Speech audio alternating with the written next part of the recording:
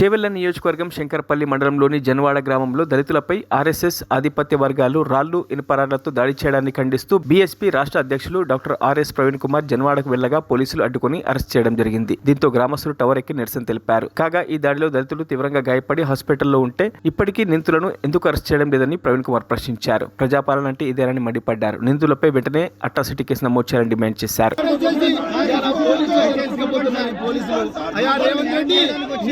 చెప్తున్నా బిడ్డ, మరి ఆ రోజు ఏదో తెలంగాణను మరి ఈ కేసీఆర్ పాలన నుంచి రక్షిస్తామని చెప్పి నేను ఆలోచించిండ్రు, కానీ నిన్ను అంతానికి ఇచ్చిండ్రు.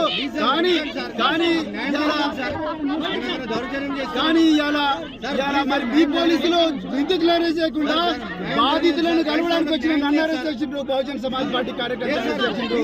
ఏ విధంగా అయితే గత ప్రభుత్వానికి కర్రు కాల్చి వాత పెట్టిండ్రో, ఈసారి కూడా పేద ప్రజలు రాబోయే ఎలక్షన్లలో మీకు కర్రు కాల్చి వాత పెట్టి మిమ్మల్ని తప్పకుండా చెప్తున్నా. నేను మళ్ళా చెప్తున్నా, మేము ఏ మతానికి వ్యతిరేకం కాదు, రాజ్యాంగాన్ని రక్షించుకుంటాం. రాజ్యాంగం ఏదైతే ఆర్టికల్ 25-28 మతపరమైన స్వేచ్ఛిందో మరి బహుజన సమాజ్ పార్టీ పూర్తిగా చెప్తున్నాను. నేను తెలంగాణలో ఎవరు కూడా భయపడాల్సిన అవసరం లేదు. ఈ రేవంత్ రెడ్డి, ఈ కాంగ్రెస్ బీజేపీతో మిలాఖత్ అయినాయి, ఆర్ఎస్ఎస్ తో మిలాఖత్ అయినాయి. పేదల మీద, దళితుల మీద, అందరి మీద కూడా మరి మాదిగల మీద, వీళ్ళందరి మీద కూడా దౌర్జన్యాలు చేస్తున్నారు. ఈ మతాన్ని గతం చేయాలని చేస్తున్నారు.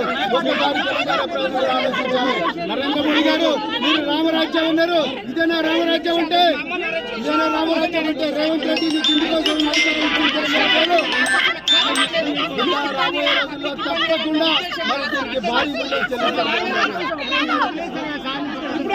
మరిన్ని అప్డేట్స్ కోసం మా ఛానల్ ని సబ్స్క్రైబ్ చేయండి.